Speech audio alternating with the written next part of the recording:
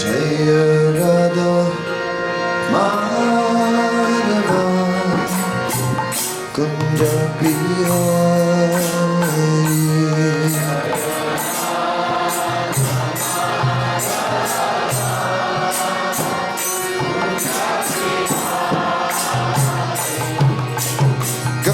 Gopijana Girivaradari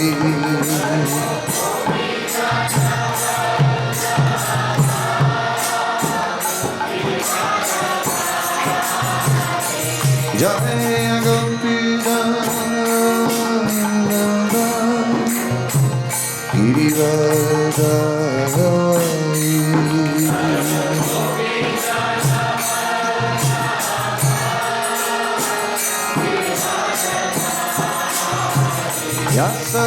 Yasodanandana Gajadanandana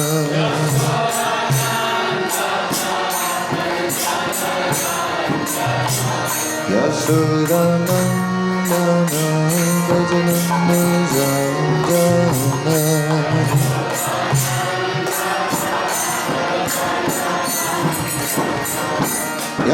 Yanatira Vanachari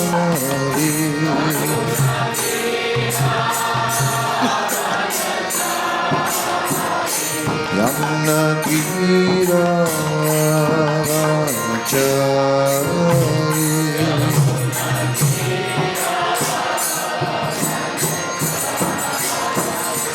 Jaya Radha Madhava Kunja Bihari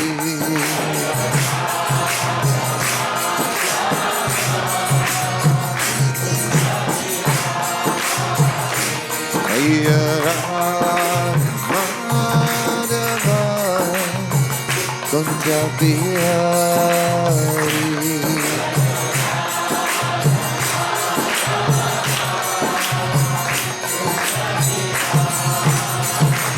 Jaya Shri Krishna Caitanya Prabhu Nityananda Shri Advaita Gadadhara Srivasadi Gaura Bhaktivedanta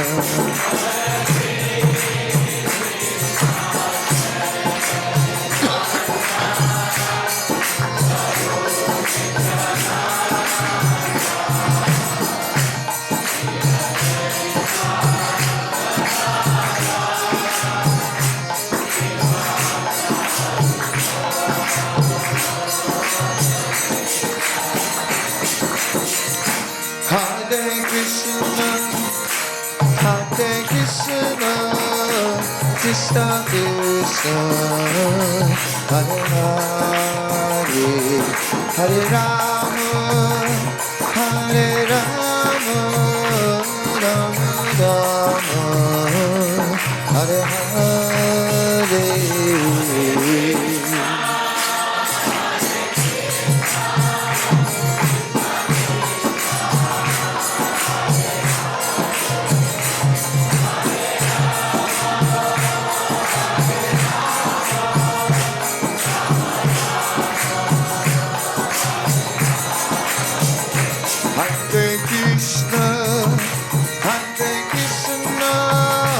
Krishna Krishna, Hare Hare, Hare Rama, Hare Rama, Rama Rama, Hare Hare.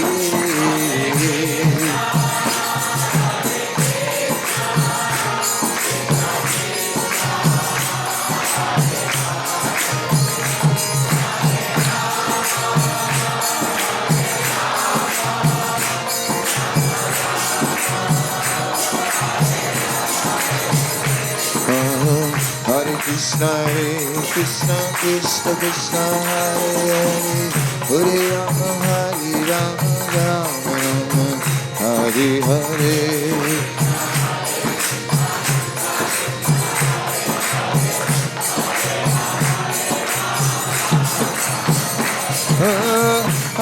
Krishna, Hare Krishna, Krishna Krishna, Hare Hare, Hare Rama, Hare Rama, Rama Rama, Hare Hare.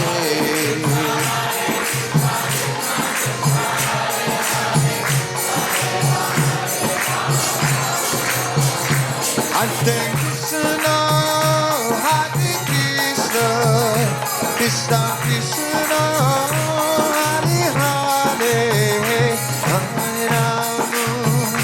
Hare Rama, Rama Rama, Hare Hare.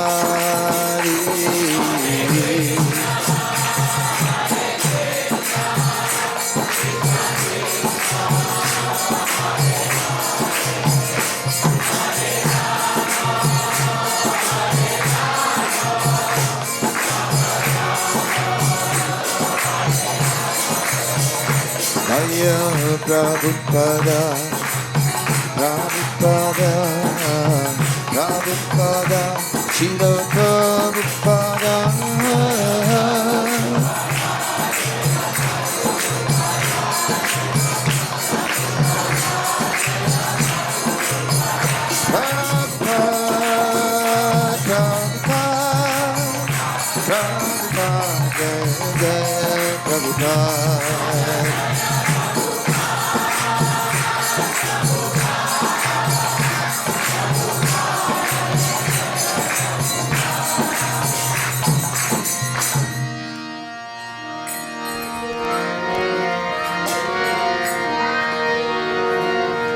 Jai Jai Sri Chaitanya Caritamrita.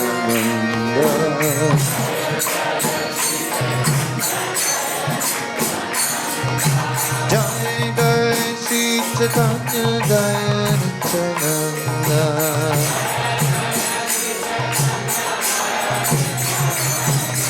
Jai Advaita Chandraya Gaura Bhaktivedanta.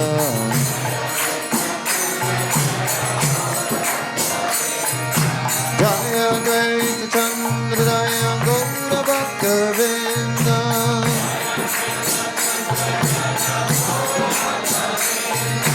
Jaya Advaita Chandraya Gaura Bhaktivedanta.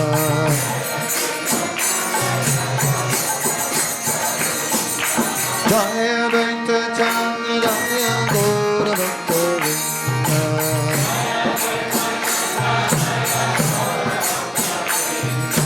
Gaura Bhaktivedanta, Gaura Bhaktivedanta.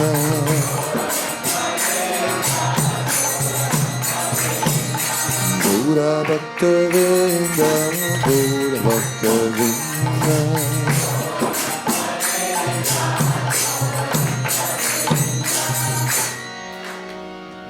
Shri Caitanya Caritamrita ki jai, Harinam Sankirtan jai, Ananta Koti Vaishnava ki jai.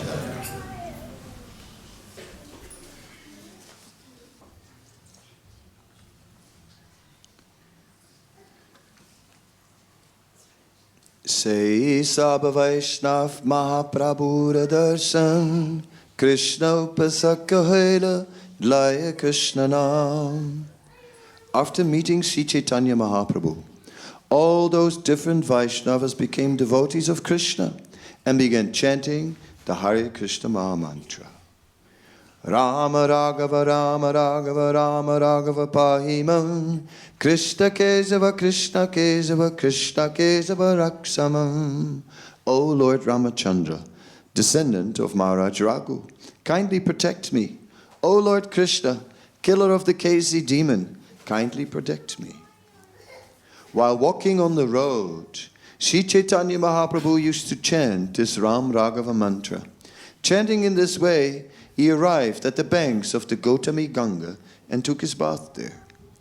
The Gautami Ganga is a branch of the river Godavari. Formerly, a great sage named Gautama Rishi used to live on the bank of this river, opposite of the city Rajamundri, and consequently this branch was called the Gautami Ganga. Srila Bhaktivedanta Thakur says that Srila Krishnadas Kaviraj Goswami has recorded the names of the holy places visited by Sri Chaitanya Mahaprabhu, but that there is no chronological order of the places visited. However, there's a notebook of Govindadas containing a chronological order and references to geographical positions. Srila Bhaktivedanta Thakur requests the readers to refer to that book. According to Govindadas, Sri Chaitanya Mahaprabhu went to Trimanda from Gautami Ganga. From there, he went to Dundiram Tirtha, another place of pilgrimage. According to Sri Caitanya Caritamrita, after visiting the Gautami Ganga, Sri Chaitanya Mahaprabhu went to Mallikarjuna Tirtha. So here we are in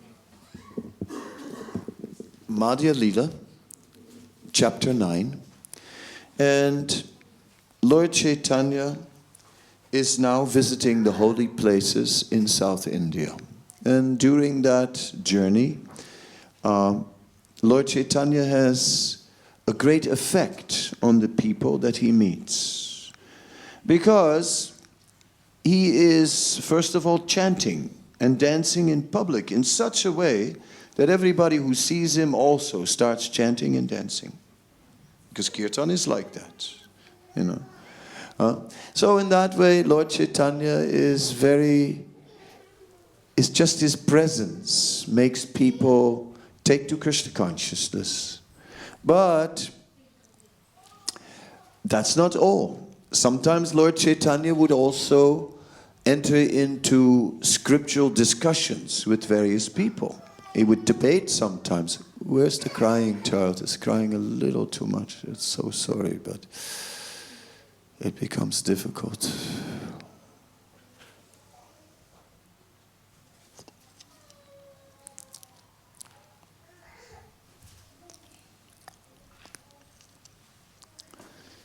Yeah, what to do?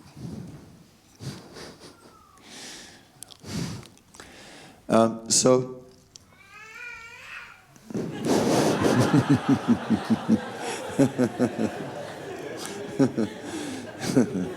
he realized it worked, you know. It's amazing. Anyhow, we're in South India, and Lord Chaitanya is chanting, and Lord Chaitanya is influencing many people. Sometimes he debates with scholars, and other times he engages in kirtan. And in the Caitanya Caritamrita we read that many people actually took to Krishna consciousness. Still, when we are nowadays in South India, we don't find a lot of influence of Chaitanya Mahaprabhu. Some of you are from the south, and where are the temples? You know, the Gaudiya temples. Where are all those followers of Chaitanya Mahaprabhu?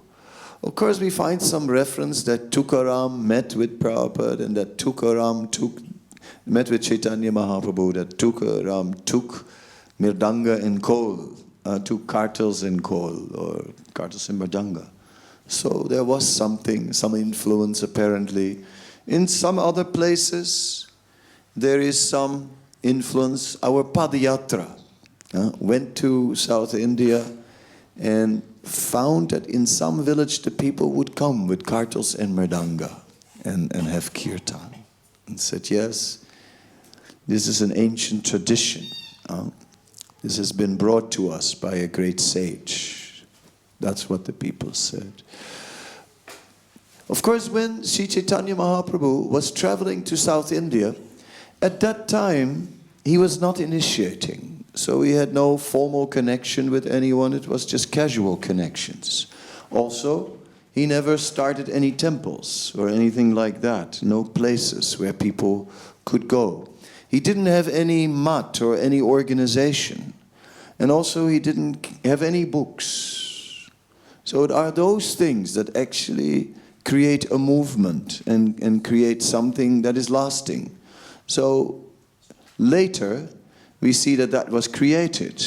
In Vrindavan, the 6 Goswamis who went there on the order of Sri Chaitanya Mahaprabhu, they began to establish temples, they began to write books, and people were becoming initiated. So in this way, commitments were made for life, and there were holy places to visit. We see that later in West Bengal, after Sri Chaitanya Mahaprabhu. Well, in Bengal, Nityananda had been preaching. And Nityananda, he had preached also not in a very structured way. He had just gone around and had big kirtans. And people would just get caught up in the whole thing, and it would spread from person to person. And people also, some became initiated, followers, but it wasn't very structured. So after some time, it went down. And the real conclusions became covered, and there was a lot of confusion. But then, Narottam Das Thakur, Śrīmad Acharya, and Shyamananda Pandit, they were sent from Vrindavan with the manuscripts of the Goswamis' books. And once, after some adventures, which I won't describe today, but after many adventures, they came to the point where they went to Narottam's village, Kaituri, which is in East Bengal, so now Bangladesh. And there in Kaituri village, there they established temples, installed deities, and then they brought all the books from the Goswamis. There was amazing kirtan. So in this way, they created places of where people could go and take shelter. So such places are needed. Just like we see that this temple has an important function for many people. Because there's a lot of things happening. There's a lot of programs, a lot of things going on around the temple. So it is offering shelter to a lot of people. And we see that immediately Krishna consciousness is becoming more condensed. So, and where that is not the case, Krishna consciousness will not really take hold so easily. We were reading a little bit about Sri Chaitanya Mahaprabhu, how he was traveling and how he was chanting this Rama Raghava, Rama Raghava, Rama Raghava, Pahimam. Protect me, oh Lord Ram. Please protect me. We need protection. When Krishna protects us, Krishna Rakhe Marake. When Krishna protects you, nobody can kill you. No. Krishna can protect us from the biggest demons. And that is what Krishna did. And that is what Lord Ramachandra did.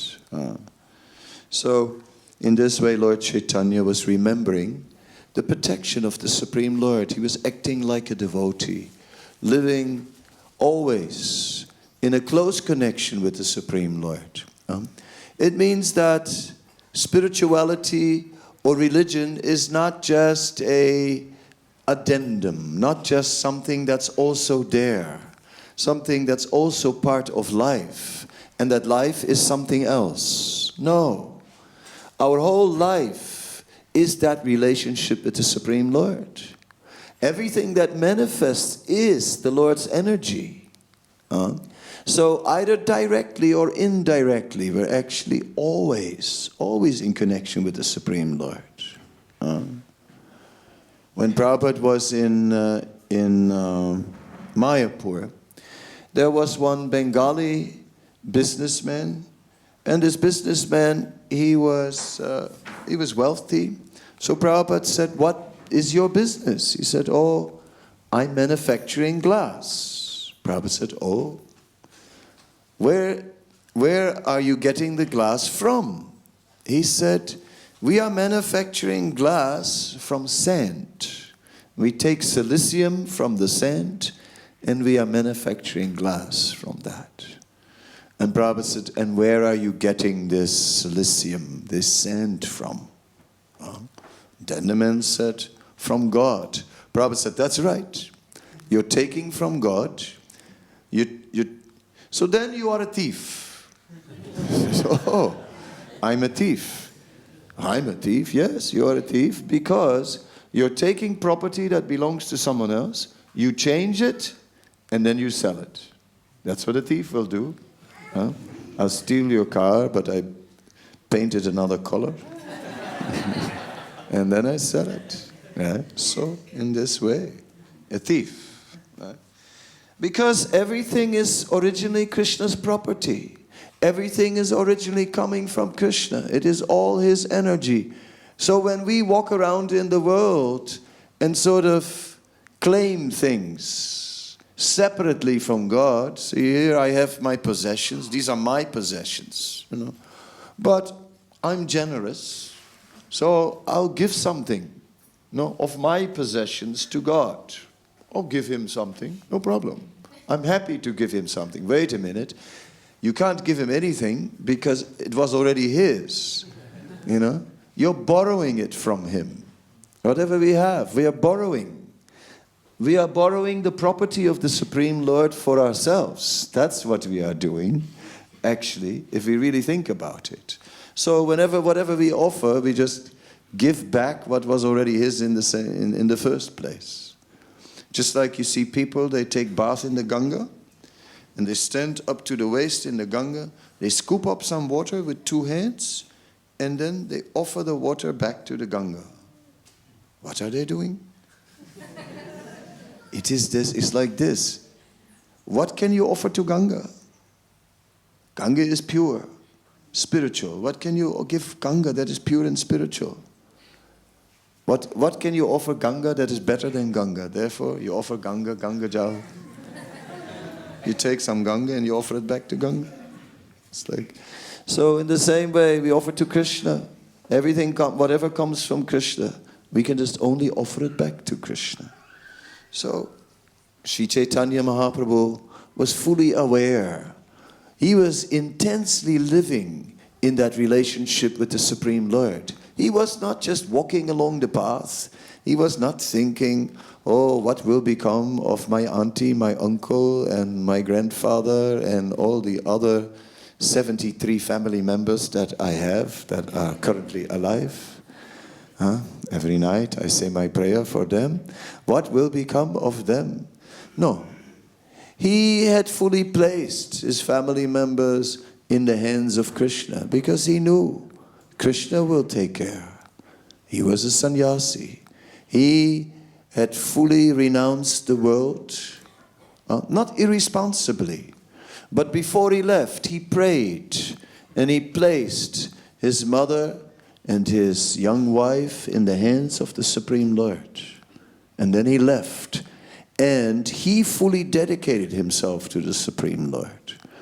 See, he didn't just like go away and to sleep and, you know, say, okay, got rid of the ladies, good, right?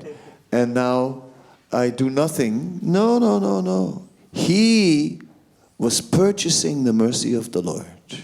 So his prayer stood, oh my Lord, I cannot take care of them now. You please take care of them. But every moment he was purchasing the mercy of the Lord. In that way, they were taken care of, you see.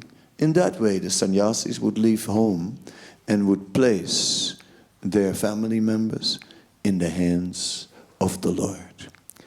Sri Caitanya Mahaprabhu was such a sannyasi. He was constantly living in that relationship with the Supreme Personality of Godhead. So, in this way, we are entering now into the journey through South India. When we look at the purport, then we see that some technical comments are made. Some comments are made about how Krishnadas Kaviraj wrote down the places where Chaitanya Mahaprabhu went, but it wasn't in a chronological order.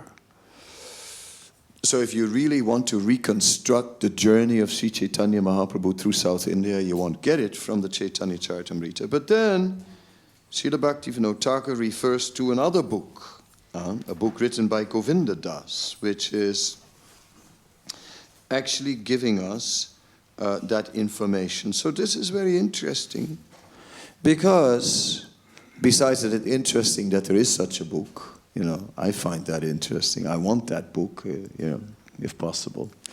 I don't have that one. I'm trying to get it.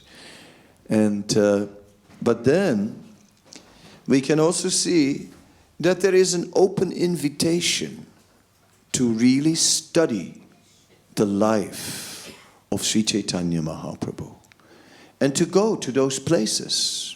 When we read the purports of the Caitanya Caritamrita, we often read descriptions of you can go on this and this train, on this and this railway line, and you get down at this and this station, and from there you take a rickshaw, and then you come to this and this place, the place that is described here.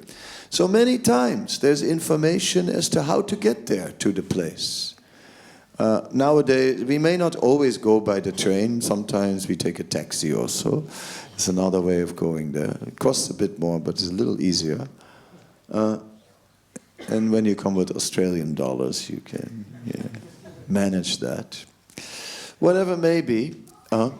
But there is an invitation. We get an invitation to visit such places.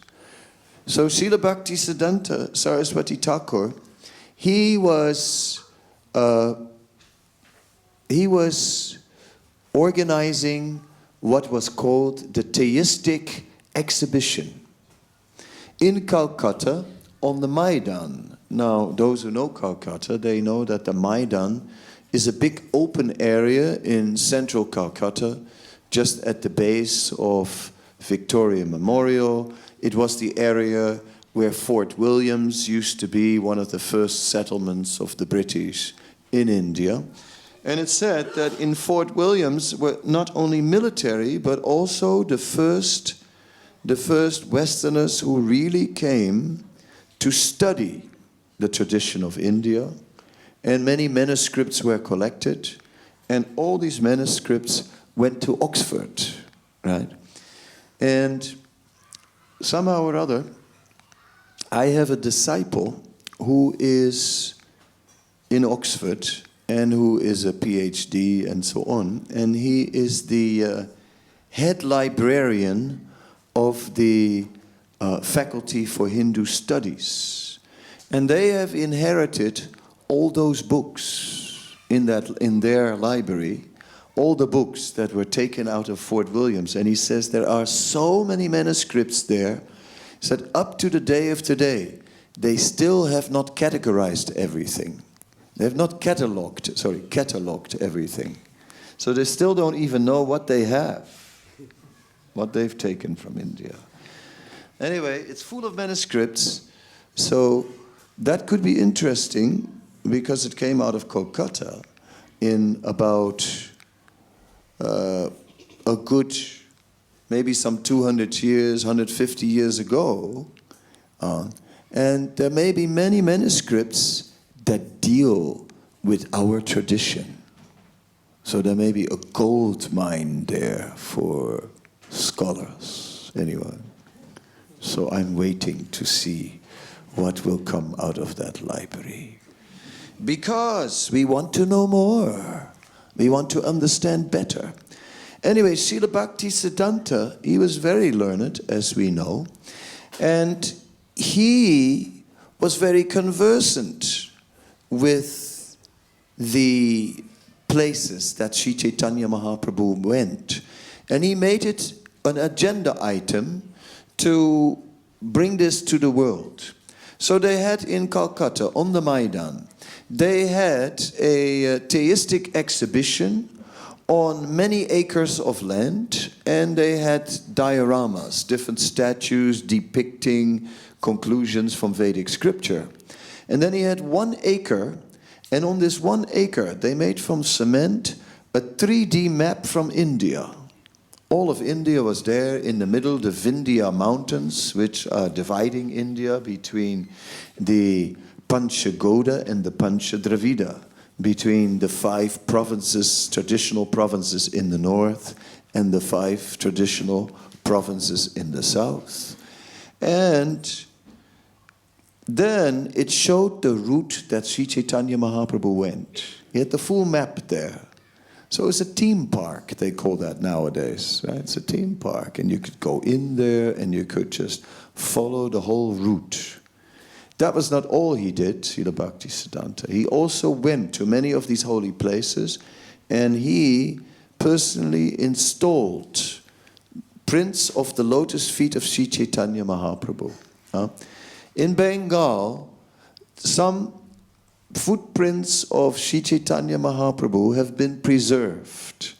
So they were very large, because Sri Caitanya Mahaprabhu was very tall. He was very tall. In Mayapur, we see the deity of Sri Caitanya Mahaprabhu is very large, but Sri Caitanya Mahaprabhu was very tall. His arms very high, and his feet, his lotus feet, also quite large. So they made prints from that, and then they cast that into, and he installed the footprints of Sri Caitanya Mahaprabhu in 9 places where Mahaprabhu went in South India. And after that, Lokanath Maharaj, since he did Padayatra, he did a few more. He also, in some places, installed more footprints. And we should finish it. Maybe someone in this room, maybe someone from outside this room, maybe someone who is looking at the camera, but maybe someone can just put footprints of Sri Caitanya Mahaprabhu in all the places where he went. That would be a great service, because we want the world to know. We want the world to go. We want the world to understand this unique personality and the mercy that was available. And therefore, to go on this pilgrimage. So let us make this pilgrimage famous. That is one of the services that this movement has to complete. It has been started, but it has to be completed. So I'm just too busy as it is, so let's see, maybe we can do something, but meanwhile, at least let's say it. And maybe some of the local people in the local area can be organized to do such a thing. That's probably the best way to do it. So some of you are from South, so you can connect to the local people.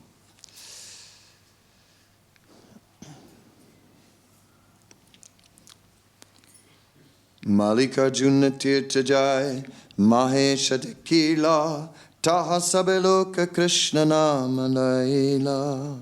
Sri Caitanya Mahaprabhu then went to Mallikarjuna Tirtha and saw the deity of Lord Shiva there. He also induced all the people to chant the Hare Krishna Maha Mantra.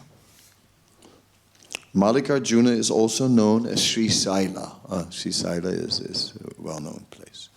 It is situated about 100 miles northeast of Karnula on the southern bank of the Krishna River. There are great walls all around the village, and within the walls reside the deities known as Mallikarjuna. It is a deity of Lord Shiva, and it is one of the Jyotir Lingas. But why did Sri Caitanya Mahaprabhu worship one of the demigods? One may ask that question.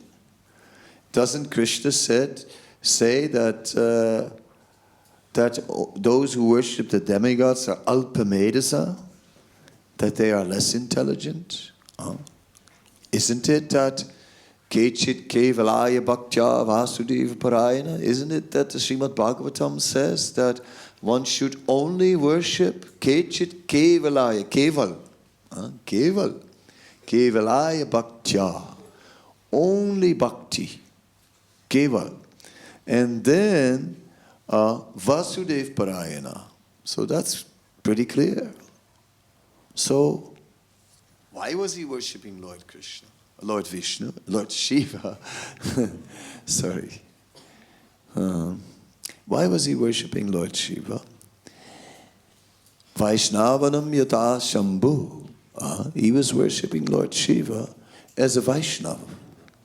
He's worshipping him as a great devotee of the Lord. And in that way we can respect, we can appreciate and worship. Yes. But we take only Krishna Prasad. One may offer respect to the devatas. We may go, we may bow down to the devatas, but we will not perform, we will not take prasad from the devatas. That we will not do. Only prasad that was first offered to Vishnu, then to the devatas, then to us. So we can keep in mind, if a family member catches you and you wind up in some situation where you go, then you can offer respect, no problem. But the prasad, no. We're not taking. Acha. Such little things are nice to know. They make things very clear.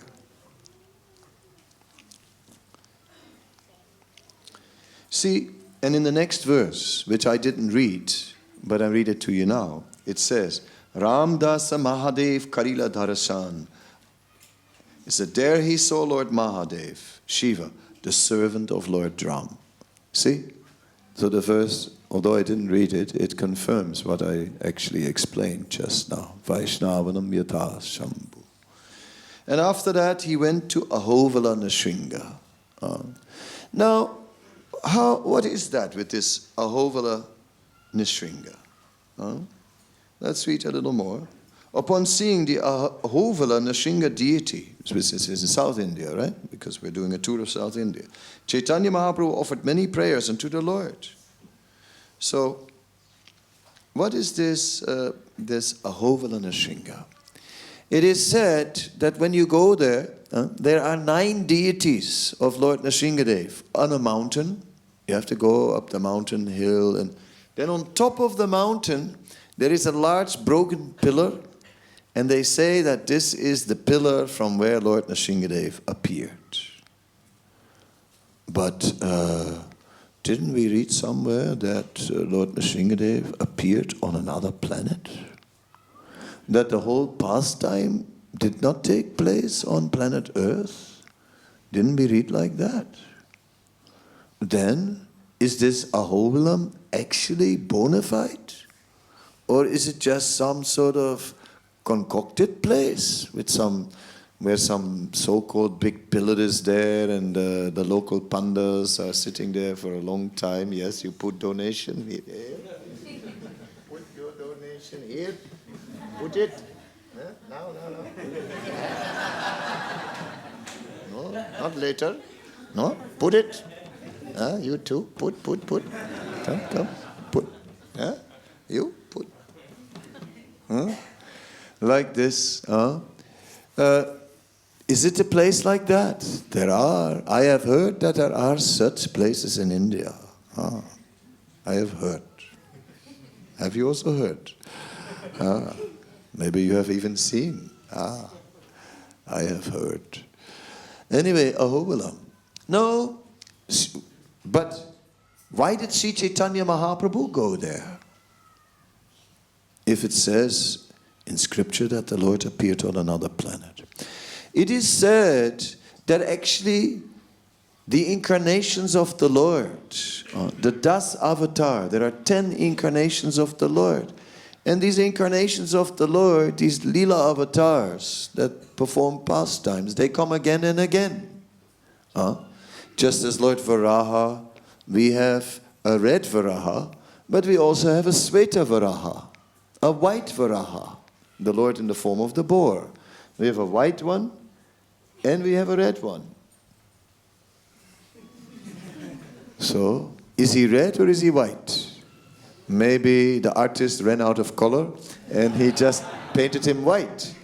And then, and since then we have Sveta Varaha. I mean, what is it? Is Lord Varahadev red or is he white? What do you think? White. She thinks white. And you? Red or white?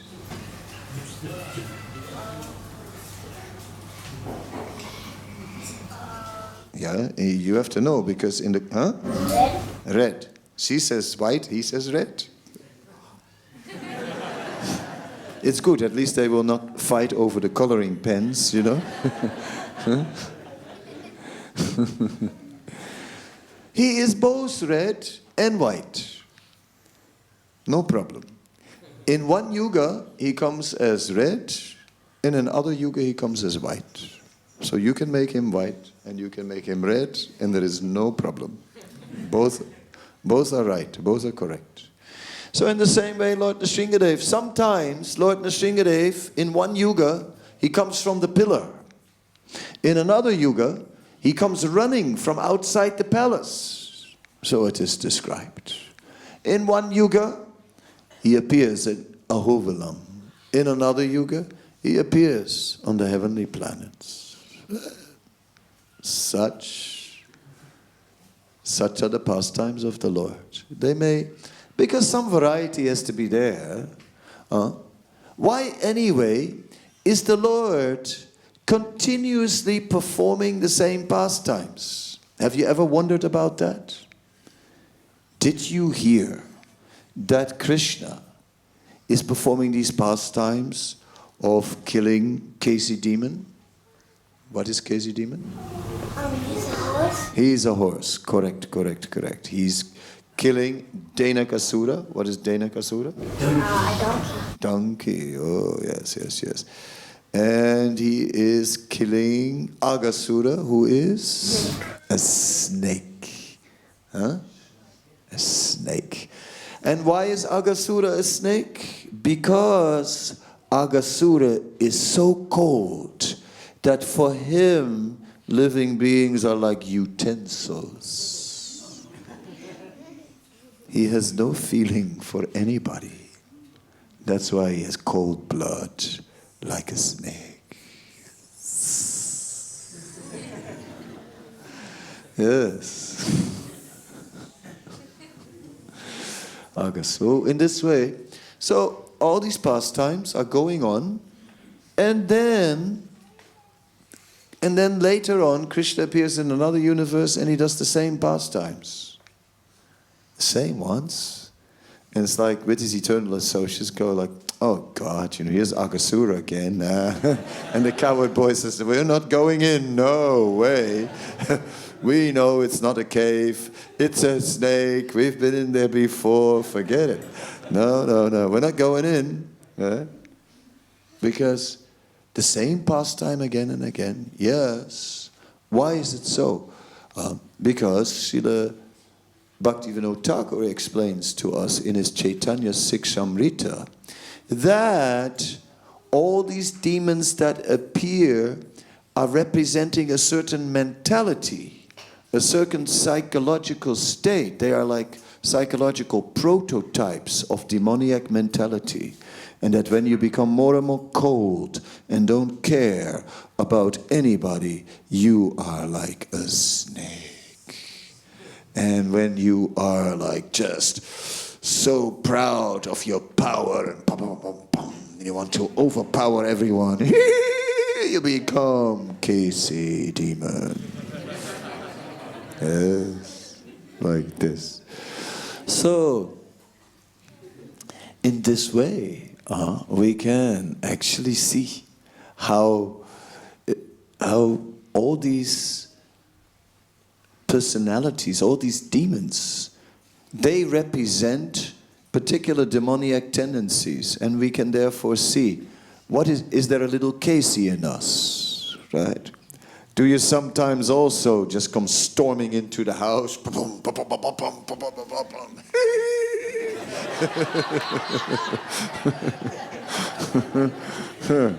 Yes. Or do you recognize your husband in that, He might not admit it, but like this, Yes, so we can see that the Lord is reaching out to us in his pastimes.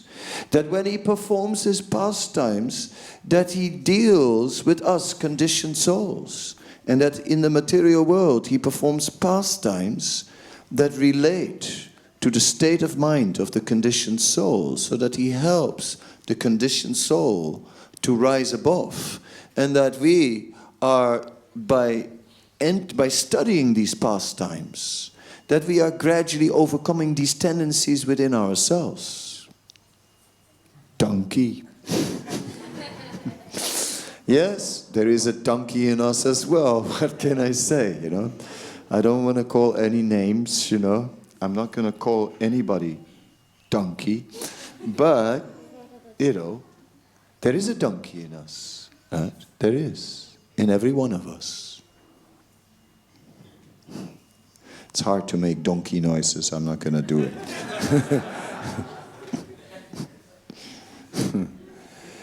Anyway, so the point that I'm trying to make is the pastimes of the Supreme Lord, when we look at them and when we see that the Lord is repeating the same pastimes, but that He's doing so to deal with the conditioned souls, and that He adjusts for them because they develop certain mentalities, then we understand. Right? And just as we can see, Hiranyakasipu, he had it all calculated. Oh yes. He was very smart because he performed austerity for a long time. And then Lord Brahma comes and he asks Lord Brahma, can you give me immortality? Lord Brahma said, how can I give you what I don't have? I'm not immortal, so how can I give it to you? I cannot give you what I don't have. That makes sense. You can only give what you have. What you don't have, you cannot give. So Lord Brahma said, I cannot give that. Subsequently, then Hiranyakasipu said, all right, no problem. But you give me the benediction that I will not die, either in the day nor in the night, not inside, not outside, not in land, not on the air, nor on water. And that no demigod will be able to kill me, that I will not be killed by any weapon. Right? And in this way, a long list. And he was killed at twilight. It was not day, it was not night. He was killed on the doorstep. It wasn't inside nor outside. He was killed not by any weapon, but by the nails of Lord Nrsimhadev. So, in this way, Hiranyakasipu was taken care of by the Supreme Lord. And the Lord just shown, you thought you had calculated everything. You thought you had covered yourself from all sides. You thought you had figured it out. No problem, right? If something goes wrong, I've got an insurance. I'm covered from every side. But we see that that kind of coverage cannot cover us. Material arrangements can ultimately not protect us. Only the Supreme Lord can protect us. And thus Hiranyakasipu got caught out. Although he had calculated everything and covered every angle and had taken proper insurance from Lord Brahma, who is a reputed insurance agent, still, somehow or other, right, something happened to him that was not covered by the insurance. And, then what came of that, see? So it is very interesting that ultimately we can see that we also may have in us a little bit that tendency to calculate and to sort of think, now I'm okay. I've covered everything really well. I'm fine. But the pastime is warning us that beware, you may get caught out by circumstances. So better you take shelter of Krishna. If you take shelter of Krishna, that's what Prahlad did. Oh, Prahlad! Prahlad, you are only 5 years old. Oh, yes, I'm 5. Your father is big and powerful. He has arms this big. Prahlad, your father is raising a sword. He says that I will kill this boy because he's like a disease in the body. And if the body is diseased, even if your own limb, part of your body gets diseased, sometimes you have to cut it off. And therefore, I will now, Prahlad, now, you see this sword? You see it? You see it? Okay, Prahlad, now I will kill you. What will you do now? Where is your Lord? Prahlad? Everywhere. Oh. Is he everywhere? He's here, he's there, he's everywhere. Is he in this pillar, Prahlad?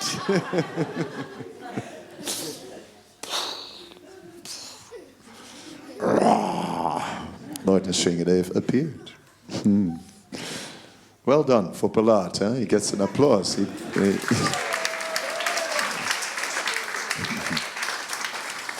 gave the right answers. So in this way, the Supreme Lord is our only shelter.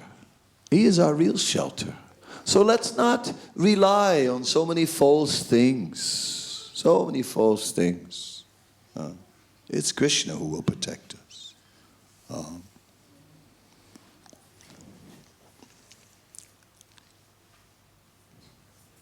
So, next Lord Chaitanya went to a place, Siddhavata, 10 miles east of the village of Kudapa. This place is also known as the southern Banaras, and there's a great banyan tree there, and therefore is known as Siddhavata. Vata means banyan tree. And there's a deity of Lord Ramachandra. Raghunatha deki koila pranati stavan, taha ikevi prapabrur koila nimantran. Upon seeing the deity of Lord Ramachandra, the descendant of King Raghu, the Lord offered his obeisances and his prayers and obeisances. Then a Brahmana invited the Lord to take lunch. That Brahmana constantly chanted the holy name of Lord Ramachandra. Indeed, but for chanting Lord Ramachandra's holy name, that Brahmana didn't speak a word. So, I mean, that's... When someone can chant so much, that's not an ordinary thing. That's not ordinary. We all know that. Because here we try to chant and we always come quickly to the limit of our capacity. Very quick. We reach the limit of our capacity. And then when we have, then the rest we chant by duty. Heavy duty. So what to do? So this Brahmana was chanting on a level beyond duty. That means he was an advanced devotee. That means he had gone to the initial stage of faith. He had come in the association of devotees. He had fixed himself in the process of devotional service. He had become purified. And then he had come to the point of being firmly fixed, nistha. And then he had moved on from that stage, actually, to the point where he was developing taste. Sometimes it is said that until you come to nistha, the point where you're firmly fixed, where you know. Nistha is the stage where you are convinced that Sraddha Sapta Viswas Kaila Sudrida Nischai, Krishna Bhakti Kaila Sarva Karma Krita Hai. That from performing this devotional service, all benefits will come. Therefore, that's what I will do. From service to Krishna, happiness will come. Therefore, I will serve Krishna. I will not waste my time and try to get so many other things. No, I want service to Krishna. Yes. What you want for your birthday? Service to Krishna. Like that, you know. You put it on top of the list. Right? Yes. That's the right answer. What would you desire the most? Service to Krishna. What is your greatest treasure? Service to Krishna. All these things. So, in this way, that's Brahmana was very advanced. That is nistha. Then one is firmly fixed. And at that stage, one is no longer wavering. One is no longer fighting with the mind. At earlier stages in Krishna consciousness, sometimes you want to be Krishna conscious and sometimes you want to be in Maya.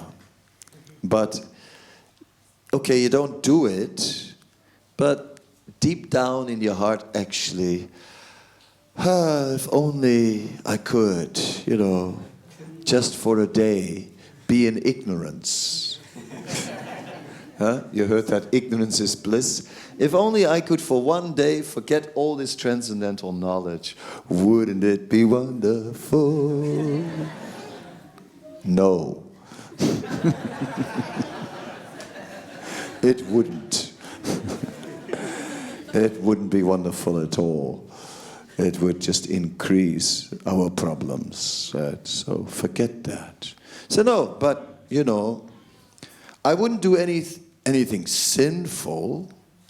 No, not sinful. I don't want to do sinful things, Maharaj. No. No. Just a little sense gratification. Yes, a little. Why not? Yes. But have you seen people fishing? And have you seen how they put a big fat worm on a hook? And they put that in the water and it is there. And under the water the fish are swimming. Now have you seen fish? Have you noticed that fish have big eyes? I mean, if we would have eyes as big as fish, the eyes would go down below our shoulder. You'd have an eye like this big, right? Below your shoulder. So do you think that the fish is blind? You think, no, the fish he sees very well. The fish is swimming in the water, said, oh my God, look at that delicious worm, yum, yum. Ooh, the fish is thinking, that looks tasty. And they say, God, but it's hanging on a terrible hook. Ugh. Oh, I'm not going to bite that one. No way. And it swims past. But they say, God, that worm looks good, Oh, it looks so tasty. Then the fish is thinking, what if I nibble a little bit from the side without biting the hook? That's it. That's it. Controlled sense gratification. Folks, I've got the formula for you, Just careful and controlled. Don't take it too far. Just nibble a little. Stretch the envelope and then just, when you're on the edge, quickly nibble and then go back. Yeah? You want to try? So the fish is nibbling and the worm, and nothing happens. Yay! I've got the formula. Nothing happened. We drank a bottle of wine on the birthday of my wife, and I am not any less Krishna conscious. I didn't notice any difference. No wonder, because you were drunk. It's like, what can I say? Yeah, no wonder you didn't notice anything. Gosh, that wasn't nibbling, that was seriously biting, Anyway, the thing is, as you nibble, that hook is connected to a string and a floater that's on top of the water. And the fisher lady named Maya, she is sitting there, and she's seeing, a fish is nibbling on my worm. Oh.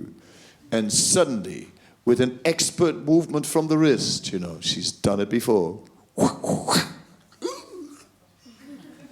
On the hook again. Hooked again. It is said by Srila Jagadananda Pandit,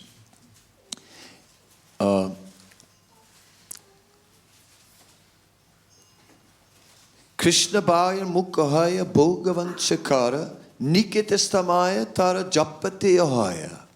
When you are playing with Krishna's external energy, right? And you're getting into the mood of enjoying that material energy, even before you do it, Maya is nearby and she will slap you down. You will not fall down, she will slap you down. See that? She'll push you over the edge. When you start to flirt with Maya, she'll slap you down. Not for this, from watch out, I'll take it to the edge, No, it's like, no, I'm staying within the boundaries of Krishna consciousness, but I'm going to the edge, I'll take it to the limit, right, as far as you can, Yes, but Nikitestamaya Tarajapatiyahaya, Maya will slap you down, Jagadananda Pandit says. So this is very interesting. So when we read the Caitanya Caritamrita, we're really reading about our own spiritual life. We're reading about the temptations that we are facing. We're reading about our struggle. We're reading about our own inner experience. And then we see, as we saw in the previous purpose, there are other books which we are invited to read. There are many books which are like offshoots of the Caitanya Caritamrita. Just like I quoted a verse from the Prema Vivarta from Jagadananda Pandit. Now Jagadananda Pandit is one of the heroes in the Caitanya Caritamrita. There's like in the Antya Lila, there's a whole chapter dedicated to the interactions of Jagadananda Pandit and Sri Chaitanya Mahaprabhu. And it is explained that in Krishna Lila, Chaitanya Mahaprabhu was of course Krishna himself, and Jagadananda Pandit was also there as Satyabhama, Queen Satyabhama, who had a fiery nature, and so did Jagadananda. But Jagadananda is counting as an eternal associate of the Lord, a pure, liberated souls. And it says in the Caitanya Caritamrita, it is said that one of these personalities had the power of delivering the entire universe. So now, that would have been hard to believe if we didn't have Srila Prabhupada. But we're seeing that Srila Prabhupada has that potency. Because we're seeing that people who didn't even meet him during his lifetime are still developing faith when they are hearing in his behavior, and still are giving their lives and becoming his followers. So, in this way, yes, we can see there is a devotee that can deliver the universe. It is possible that such devotees existed. So Jagadananda Pandit is counting in that category. Therefore, whatever he writes, Srila Prabhupada is saying, the words of the liberated souls are as good as scripture. Whatever they write, whatever they speak, whatever they sing, these words are as good as scriptures, such as like the songs of Narottam Das Thakur, the songs of Bhaktivedanta Thakur. So sayings of pure devotees are equally important. Equally important. So the sayings, so therefore this book of Jagadananda Pandit is an extension of the Caitanya Caritamrita. And now you can remember, if you take it to the edge and think, I will not fall down, Maya will slap you down. That's interesting. Well, interesting or scary.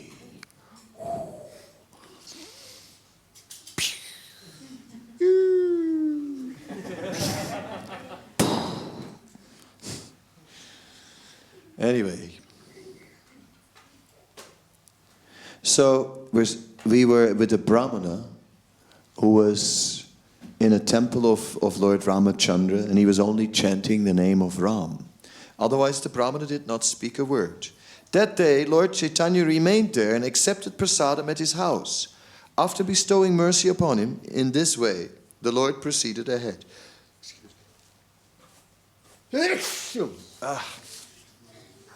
At the holy place known as Skanda Kshetra, Lord Sri Chaitanya Mahaprabhu visited the temple of Ksanda.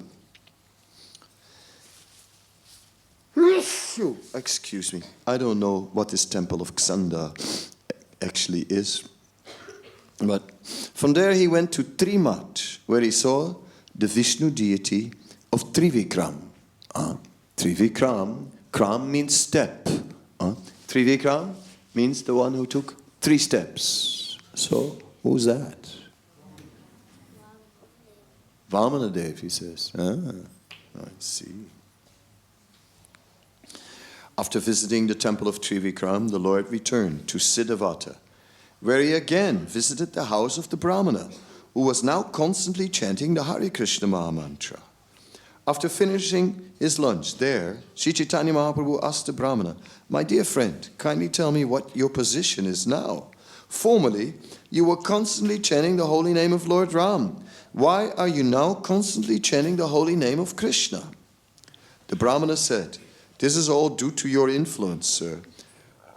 After seeing you, I've lost my lifelong practice. From childhood, I've been chanting the holy name of Lord Ramachandra. But upon seeing you, I chanted the holy name of Lord Krishna just once. Since then, the holy name of Krishna has been tightly fixed upon my tongue. Indeed, since I've been chanting the holy name of Krishna, the holy name of Lord Ramachandra has gone far away. From my childhood, I've been collecting the glories of the holy name from revealed scriptures. The Supreme Absolute Truth, Then he quotes a verse, Ramanti yogino nante satchananda citatmani iti rama padena so param brahma vidiyate. The Supreme Absolute Truth is called Ram because the Transcendentalists take pleasure in the unlimited true pleasure of spiritual existence. Krisi bhuvachaka sabdu na chanirvitti vachaka tayor aikyam param brahma Krishna iti abhidiyate. The last verse was, by the way, from the Padma Purana. Then it said, translation, the word Krish is the attractive feature of the Lord's existence, and na means spiritual pleasure. When the verb Krish is added to the affix na, it becomes Krishna, which indicates the absolute truth. This is a verse from Mahabharata, Udyog Parva 71.4. Param Brahma Duinam Samana Haila. Punah Shastra Kichu Vishesha Paila. As far as the holy names of Ram and Krishna are concerned, they are on equal level. But for further advancement, we receive some specific information from the revealed scripture. Yes, they're on equal level because, after all, they're both the Supreme Lord. But then, in the next verse, it says, Rama Rameti Rameti Rama Rama Manurama Sahasra Nama Vistulyam Rama Nama Varanani. Lord Shiva addressed his wife Durga. Oh, Varanana, I chant the holy name of Ram, Ram, Ram, and thus enjoy this beautiful sound. This holy name of Ramachandra is equal to 1,000 holy names of Lord Vishnu. So you may, why are they saying 1,000 holy names? They're referring to Vishnu Sahasranam. There is that stotram of the Vishnu Sahasranam where we can recite 1,000 names of Vishnu. And you chant 3 names of Ram. Ram, Ram, Ram. Same. So one Brahmana is chanting Vishnu Sahasranam for half an hour. At least takes half an hour. And you say, Ram, Ram, Ram. Same results. Same. That's pretty good. This is a verse from the Brihad Vishnu Sahasranam Stotra in the Uttarakhanda of the Padma Purana. So this Padma Purana, that's not just some obscure scripture. That is like one of the Sattvika Puranas, which are very authoritative. So the strong evidence. Then, Sahasranam nam punyanam triravrichatu yat phalam ekavrichatu krishnasya naimaikam tat prayatsati. That was Sanskrit. The pious result derived from chanting the 1,000 holy names of Vishnu 3 times can be attained by only one utterance of the holy name of Ram, of Krishna. So, the holy name of Krishna. So the holy name of Krishna is one holy name of Krishna is the same as 3 names of Ram, which is the same as 1,000 names of Vishnu.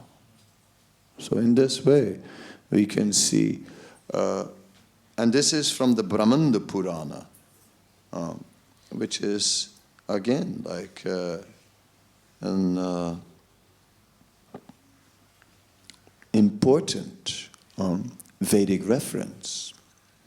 So in this way, we are seeing all this. So the Brahmana continued, according to this statement of the Shastras, the glories of the holy name of Krishna are unlimited. Still, I could not chant his holy name. Please hear the reason for this. My worshipable Lord has been Lord Ramachandra, and by chanting his holy name I received happiness. Because I received such happiness, I chanted the holy name of Lord Ram day and night. By your appearance, Lord Krishna's holy name also appeared, and at that time the glories of Krishna's name awoke in my heart. Sir, you are that Lord Krishna himself. This is my conclusion. Saying this, the Brahmana fell down at the lotus feet of Sri Chaitanya Mahaprabhu.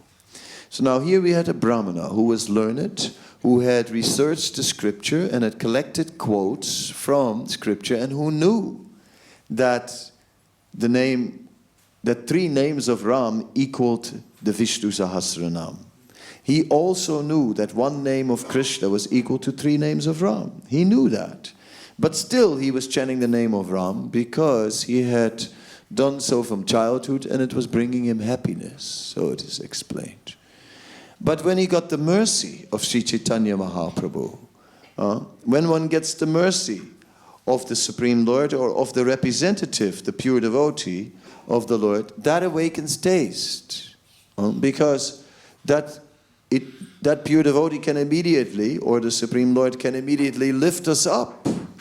And then we can chant with inspiration. So in this way he could chant like that. Now why is it that the forms, that these names are giving different results? Let us look for a moment at the tattva of the personalities involved. And then we see that Vishnu tattva, or Lord Vishnu, manifests as Narayan. And we understand that Lord Narayan is an expansion of Krishna. That first, Krishna expands himself in the form of Balaram. And that Balaram again expands himself into the form, into Sankarshan. And that we get the expansions of the Chaturvyuha. We get Vasudeva, Sankarshan, Pradyumna, and Aniruddha. And these 4 are the Chaturvyuha. From them, the next expansion is Lord Narayan. Then Lord Narayan expands again into a second Chaturvyuha. And then from those, so many different Vishnu forms are manifesting. So that's that we understand Lord Vishnu. Lord Vishnu's eternal abode is in Vaikuntha. In Vaikuntha, how many rasas are there in Vaikuntha? It said in Vaikuntha there is awe and reverence. There is awe and reverence. So there is Sakyaras, there is Santaras, that respect for the Lord. That is there. There is servitorship in Vaikuntha. There is Dasyaras. It said, and Gauravasaka, friendship controlled by respect. It says in the Vaikuntha planets there are 2.5 rasas. 2.5 rasas. Then we are looking at Lord Ramachandra. It is said that, yes, Lord Ramachandra, his abode is not in the Vaikuntha planets. it is said that in the spiritual sky, within the Brahma Jyoti, there are all the Vaikuntha planets where there are different forms of Lord Vishnu. Then there is the lotus of Golok, where Krishna resides.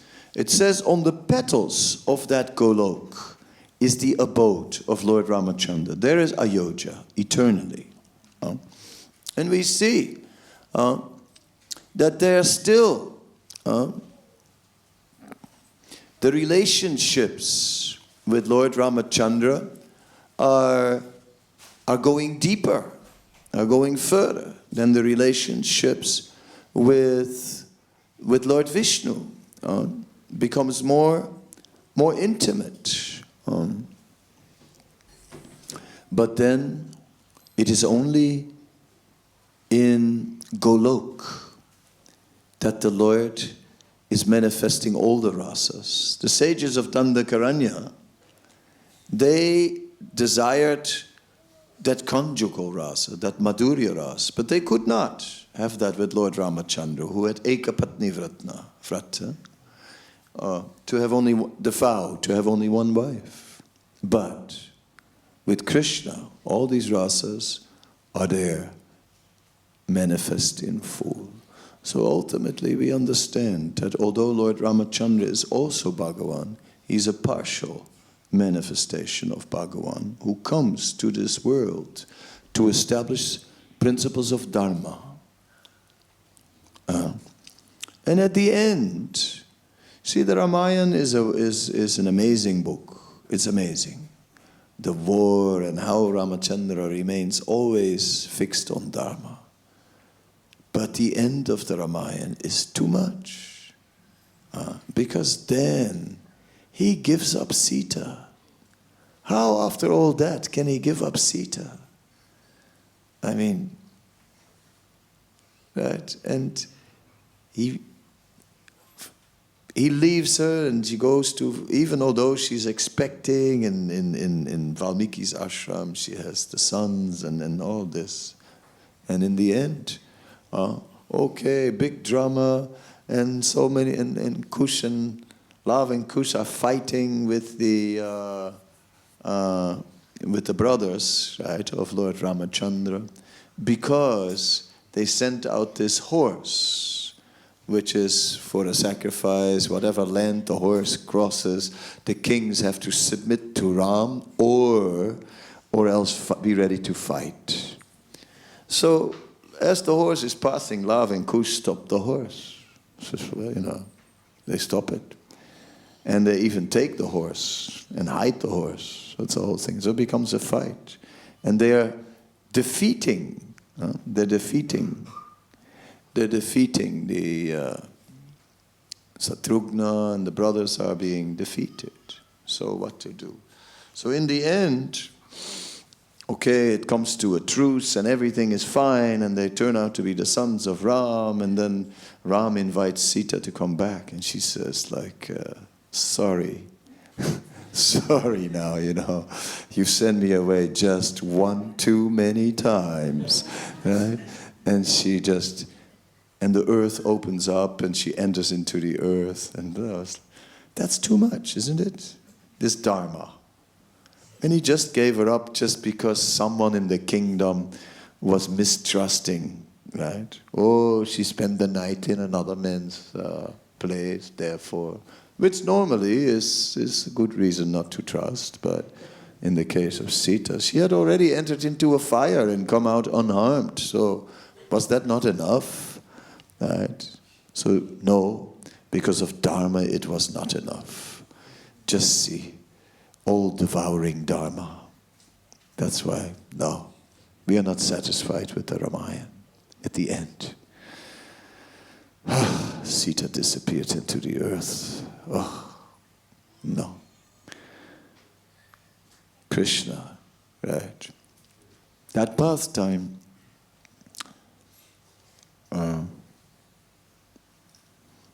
Krishna comes into the material world to show the pastimes of the spiritual world. To show the eternal pastimes of the spiritual world. Does Just like the Caitanya Caritamrita, we live our lives and Krishna is our exclusive deity. And we find the roots here. It is not that Prabhupada, was like somehow or other very fond of Krishna. And that it was his interpretation, as some people say. No. We can actually see it now based on scripture and based on explanation. And thus, we get the examples in the Caitanya Caritamrita and we get the knowledge in the Caitanya Caritamrita of which gives us our life. So yesterday I discussed the external aspect of our life as devotees, and today I discussed the internal aspect of our life and how we find our inspiration in the Caitanya Caritamrita. Now I end exactly at the point that the doors are opening, and I guess what to do now. Kirtan, kirtan, kirtan. Huh? I had a feeling that that's what you wanted. So, all right, let us do that then. Let's have a little kirtan.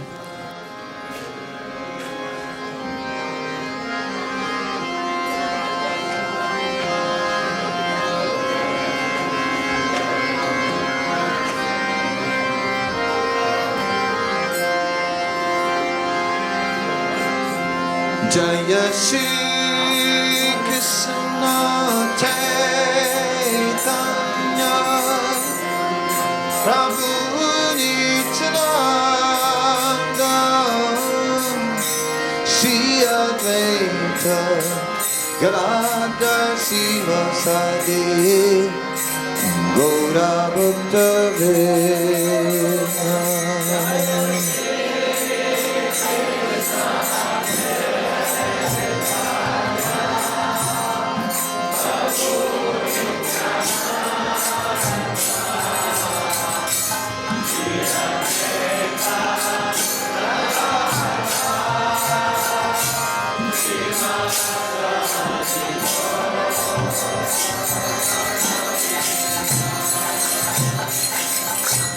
Jaya Shri Krishna Caitanya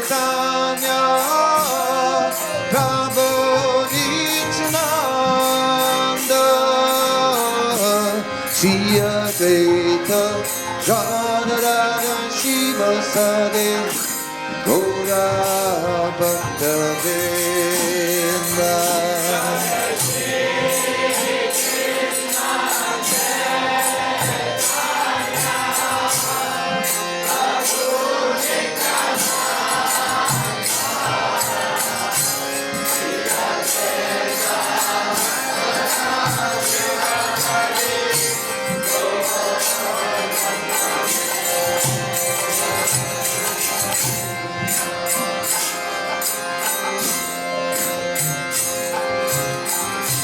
Hare Krishna,